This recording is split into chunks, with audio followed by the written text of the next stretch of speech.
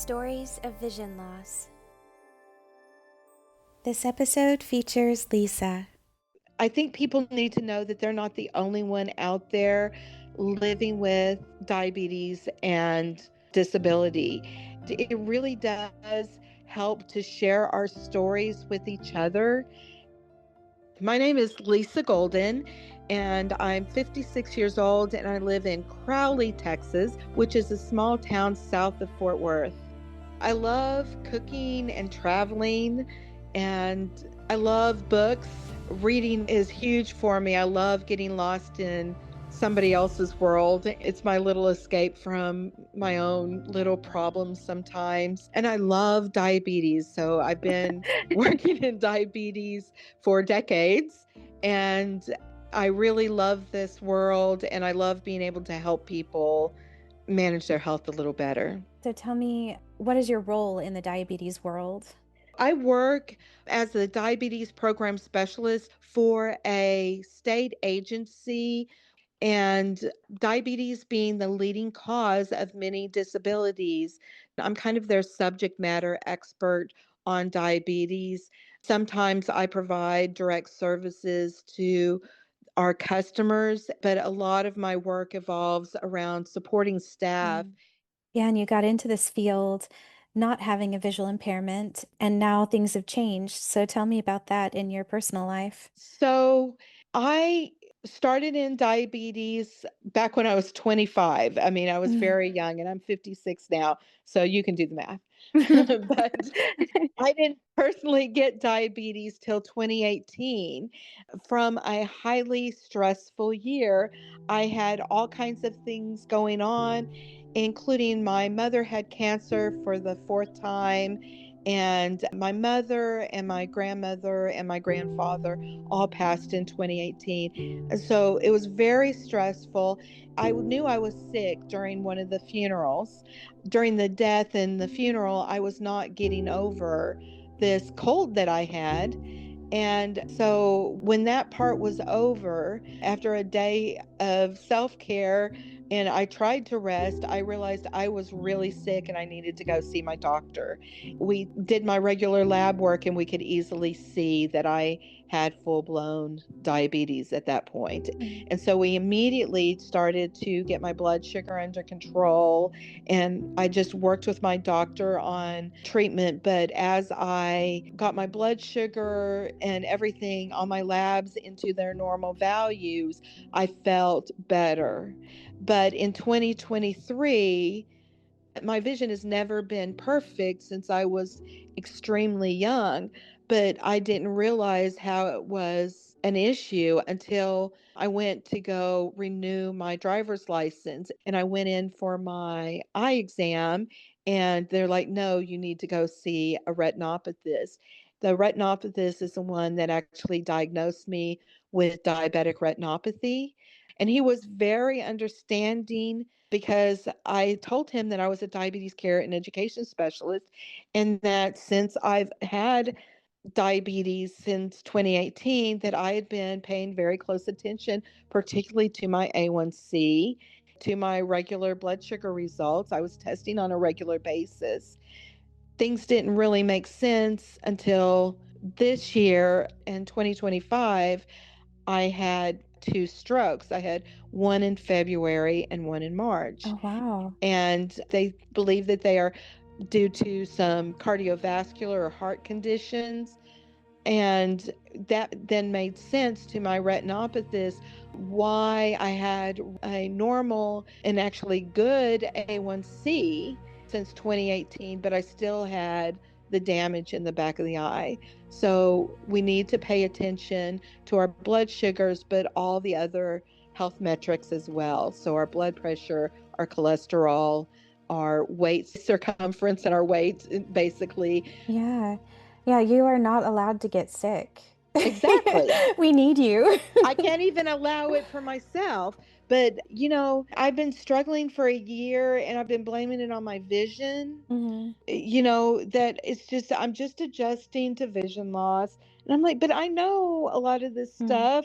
And so help me understand stroke a little bit more, because is it Because stroke typically happens in the brain, right? And it's something related to the heart not being able to get enough blood flow up to the brain, or how does that work? What they think in my case was that there was some cholesterol that slipped out of a smaller blood vessel, Mm, and that when my blood pressure spiked, it sent a blood clot. okay. That cholesterol, it's as a clot in your vein, and it sent that up into my brain and stopped the blood flow. Okay. So it's like a blockage. Yes, Okay. and that caused it. And is that common with diabetes and diabetic retinopathy that strokes and high blood pressure are comorbid? They kind of exist at the same time? I don't really have the answer to that question. What I can tell you is that about 70% of people with diabetes do have high blood pressure, and a lot of them have high cholesterol.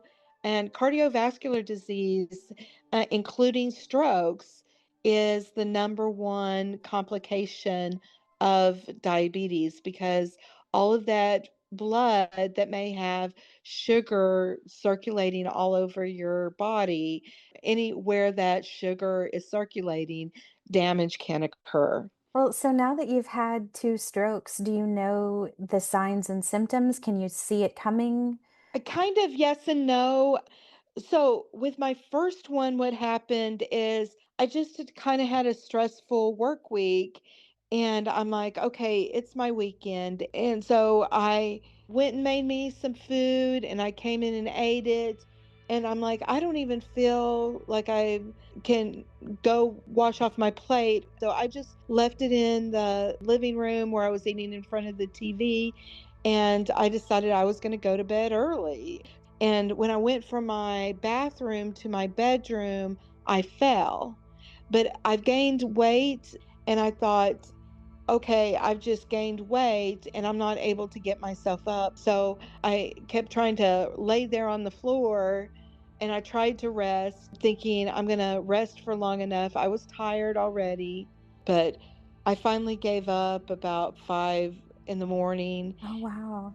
And when I was walking to my bedroom, I had set my phone on the bed. It was too far into my bed. It wasn't at the edge of the bed where I could act. And I'm like, what the heck am I going to do? I'm just stuck here on the floor and I can't even get up on my knees well enough to be able to reach my phone. So I was like, okay, I'm just going to try it. And so I was like, hey, girl in the box in my phone, call 911. Mhm. And I'm just hoping that it would dial, but it actually turned my speaker on. So I was able to make a phone call from the floor. Oh, that's great.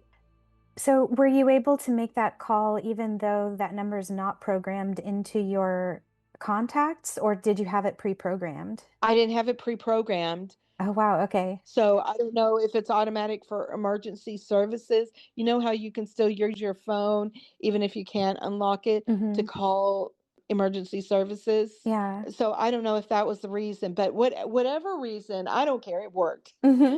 It's great you thought about that in the moment.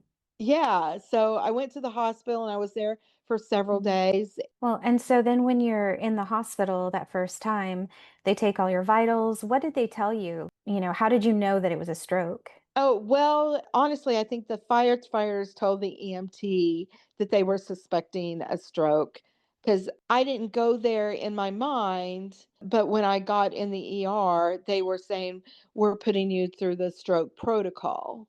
And what is that protocol? So they did MRIs and CAT scans and blood work, all kinds of assessments. I've had every test known to man. I feel like, but a couple of hours later, they were able to say, yes, you definitely have had a stroke. And they were able to show me on the MRI that, there was some damage. So the cardiologist put me on a heart monitor for a week, and they still suspect that it was heart related, but they can't find exactly what is happening. Okay. So then a couple weeks later, and I'm just recovering on my own with sleep and trying to move around the house and do things as best I can. And on Saturday night, I know I'm going to want to work the next week. So I need to take advantage of my weekend and rest as much as I can. So I went and had dinner again. But I did get my dishes done that day, Mm. but I went and laid down on the couch with the intention of just playing on my phone and watching TV. And I laid down, and the next thing I knew, I woke up and I'm like, oh, I fell asleep. So then I went to reach for a glass of water that I had next to me. And you would have thought that bottle of water weighed 50 Oh, pounds. really? Yes, I couldn't get my hand to move, and I couldn't get my left leg to get off the couch without using my right Mm. hand to physically throw it off the couch. So it was your left arm and your left leg? Yes, Okay. the first stroke was on my right side and the second one was on my left. Oh, So interesting. thank goodness I did have my phone right there with me. And I was in the hospital for 6 days and then went to a rehab hospital. And then I was finally released home with home Mm. health. What did that look like for you? Did you have a walker? Was it primarily on your left side at that point, or was it like your whole body? Well, I do feel like both of my legs are not as strong as what they were pre-strokes. And yes, I was using a walker to just get around my house and move around my house on my own. Hmm. Have you noticed a difference in your vision post-stroke, or is it pretty much the same as before the strokes? Technically, on the eye charts, the injections are helping. Things are still very blurry. I have the most difficulty with reading. So, even looking at my phone or a computer and using readers, I'm really having to use other features, talking features, accessibility features on the phone. I can blow up the text font and that helps, but it's still hard sometimes to get it to a point that makes it easier. I would say that reading is most difficult, but far away things are blurry. So I can't always recognize people's faces anymore. And that's extremely frustrating, Hmm. especially if somebody is somewhere that I wasn't expecting, like a coworker, but I run into them in the grocery store and I don't recognize them. That can be embarrassing. Hmm. And so when you say the injections are helping, do you mean the anti-VEGF in your eye, or is it a different injection? It is an anti VEGF in my eye. I was a fan from a theoretical point of view as I've learned about anti VEGF injections, but actually experiencing them, I can tell you I wish I had done it sooner, but I was terrified. It's scary to think of. I mean, we were taught as kids and it was used as a taunt, stick a needle in your eye. That just sounds extremely frightening. Yeah. And now I want to change the narrative. So tell me how does someone test their blood sugar without vision? There are talking blood glucose meters on the market, and some are more accessible than others. Blindness, just like all disabilities, is a spectrum. And so some people can, with the right contrast or larger numbers, they may be able to read things. And then some people have zero vision. I'm a big fan of continuous glucose monitors that have really been popular the past several years. And I think we need to get to the point where everybody with diabetes should have a continuous glucose monitor because there's some really great features when you're able to have those sensors. And there's different ones on the market, some that you put a sensor on that lasts 15 days, but there's even one on the market that it has to be implanted at the doctor's office and it lasts for 365 days. And I really love that one because it does have vibratory alerts. So then even if you're not checking your phone, because now instead of having to have a separate device that is reading your blood sugar results, you can use your phone and use the accessibility features on the phone to get your blood sugar numbers. Mm. And where in the body is that implanted? Is it in your arm? In your arm is where the continuous glucose monitors are placed. Okay. And then when you say vibratory alerts, it's not the monitor, the implant that's vibrating, it's your phone that's vibrating, right? No, it's actually the implant is a little bitty tube about the size of a penny. Mm-hmm. And right now they have a transmitter that is just laid over that and it reads it, and it's that transmitter on your arm that will vibrate Oh, wow. and let you know to go check your phone. And making those decisions in the moment is so much better versus doing a finger stick. You may go several hours or even the next day before you do another finger stick. So you may have some highs or lows that you didn't even know about that were happening, while you were sleeping or between testing. Even if you test frequently, like when you first get up and before meals, and sometimes even after meals, sometimes you could have some unrecognized highs or lows. Mm.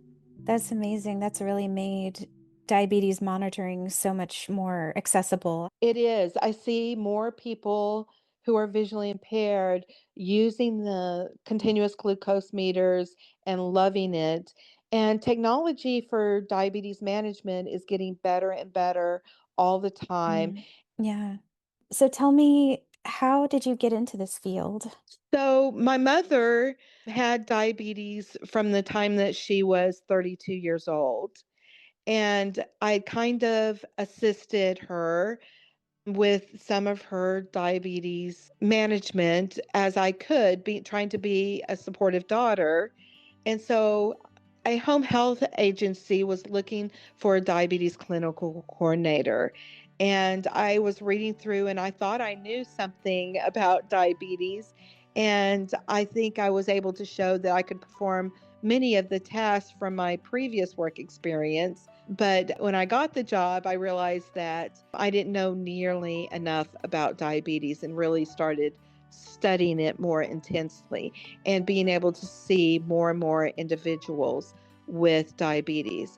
My current work that I've been doing for 15 years, I've been in vocational rehabilitation, working specifically 100% of my customers have a disability and sometimes multiple disabilities to consider. A lot of health professionals know disability from a treatment point of view and they're very knowledgeable, but they don't really understand what it's like to live a day by day existence with that disability. So, they can diagnose a visual issue, but they don't know accommodations for how do you do these things. And I've been able to bring specifically how do you manage diabetes when you have a disability. And blind and deaf blind is my bread and butter, so I know a lot about that, but other disabilities as well I've had to learn because of trying to assist people and with their day-to-day management. Because let's face it, diabetes takes over. It's a 24/7 job, 365 days a year for year after year after year. It's something that individuals have to be able to do for themselves. And so I kind of got into that 15 years ago. I'm a certified diabetes care and education specialist, and I'm now a fellow with the Association of Diabetes Care and Education Specialists. So I try to bring what I've learned to those organizations and share it so that they can help more diabetes care and education specialists address the day-to-day concerns of people living with diabetes and disability. So going back to you being a little girl helping your mom with her diabetes management, what did that look like back then? And how has it changed for you now? I know my mother was often extremely tired, and so sometimes she needed help with daily tasks. Like even as a teenager, I remember helping her fix her hair and do her makeup. It was all just really challenging as a young adult. A lot of times I would be helping her and actually doing her finger stick for her.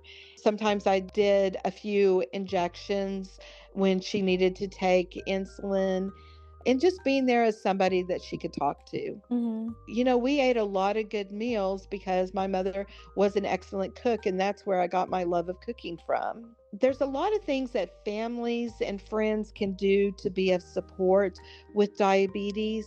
It's important that we not be diabetes police and tell people what they can and cannot eat. Hmm. But you can support people with healthy eating by, if you're at the grocery store, can you pick up those things that they are asking for that would be healthy?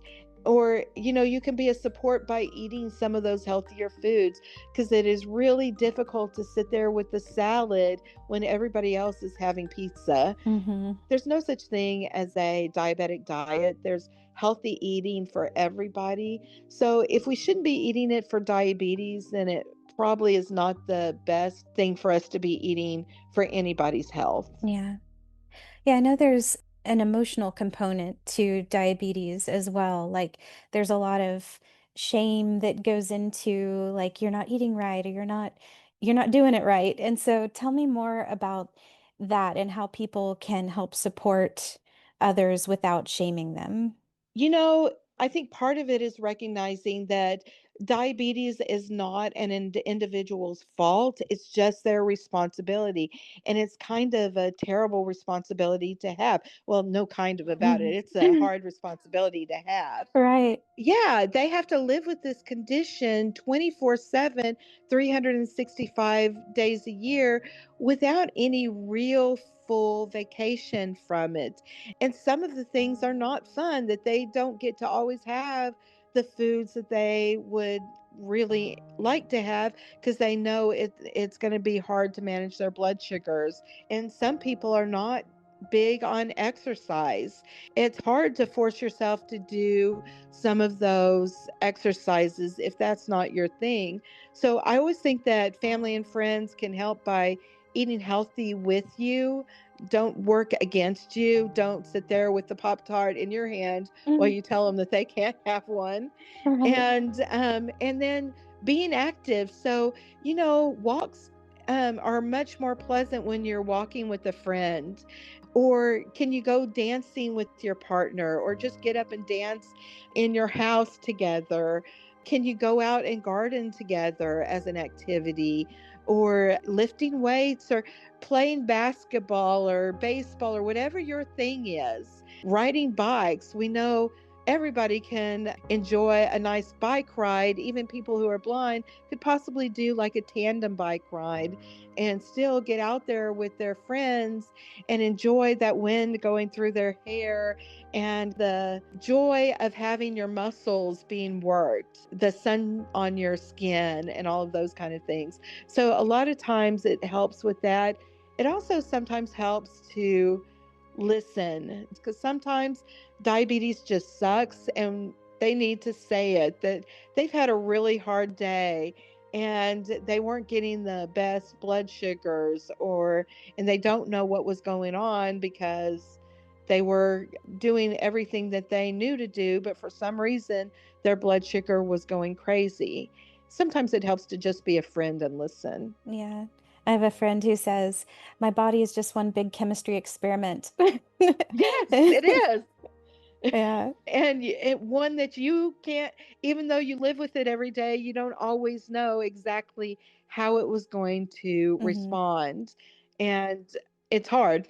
Yeah. It would be so easy if you could just measure something and top it up and, if you could just make sure that it was at the right level every day and no problem. But it's not that easy. Yeah, one of my favorite doctors that I like to follow has a saying, and he says, diabetes is one of those things that if you manage it well, nothing happens. You know? It's like, Yeah. if it's well managed, you've got good blood sugar, good blood pressure, good everything, and that's not very motivating that nothing is happening. We'd like to always see improvements in things. Yeah. Well, we need to celebrate all of those nothing moments. Exactly. So, is there anything else in general you'd like to share? Anything you hear from your clients or anything you've experienced yourself that might be motivating or empowering for people out there? I think that people don't recognize that diabetes is a disability and it can lead to other disabilities, including vision loss and blindness. And I think people need to know that they're not the only one out there living with diabetes and disability. And it really does help to share our stories with each other and to hear our different experiences of different treatments and different devices, and especially how we make diabetes devices and treatments work when we have certain disabilities. Because not everything is going to work for everybody, but sometimes it helps to hear somebody else's story and see what about their story you can apply in your own life from a real world perspective instead from a sciencey, clinically perspective. So that's the message that I would like is for all of us to get out there and share our stories of success and what we find successful and what we find frustrating so that we can overcome and live a very long and happy life as a person with diabetes. Yeah. Yeah, 2018 was a horrible year for you. It was. Just the worst. And then followed up by 2023 and then strokes in 2025. And so with all of this that's gone on in your world the past few years, what are some of the successes that you see for yourself? So since 2018, I got my master's degree and I became a certified diabetes care and education specialist. And I became a fellow with the Association of Diabetes Care and Education. And so I've had a lot of professional success that I am very proud of Wow, you've done all of that since 2018? since Wow, 2018. among all of that, that's amazing. That's so amazing. Yeah, so even though I've been working in diabetes for decades, I really have seen things progress for me since. And I've just been able to live a good life. And my family and friends have been, of course, naturally concerned that because of the blindness or because of the strokes, I won't be able to do or live the life. And there are restrictions. I can't do everything. And there are times that I really wish I could just hop in the car and go to the grocery store and pick up what I want to pick up. But I am lucky that I work with so many people that have disability before me and I see them live very happy lives, successful lives. And so it set an example for me and I've got great people that I can reach out to for ideas on how to be more successful as I run into frustrations. So I have no doubt that I'll continue to live a very good and happy life. It's just has a few more self-care tasks in there that I have to do. Yeah, pile it on. Yes. Wow. Well, thank you for sharing your story and being an example to others out there and helping so many people with diabetes. You're an inspiration and your reputation precedes you. So I really appreciate you. Well, thank you for this opportunity to share my story, and I hope it helps somebody out there. Yeah. Is there a way that people can reach you if they want to reach out? Yes, probably the most consistent way is through my work email, lisa.golden at twc.texas.gov. Okay, great. That would probably be the easiest way to reach me. Sounds good. We'll share that in our notes and let people get in touch with you if they need some information. Okay, that would be great. All right. Well, have a good evening, You too. and I'll talk to you again soon. Okay, Bye. bye. A big thank you to Lisa for sharing your story. And thank you to MJ Jefferson for our production and creative partnership. If you'd like to support this podcast, you can buy us a coffee by visiting the website buymeacoffee.com/stories of vision loss. And thank you for listening.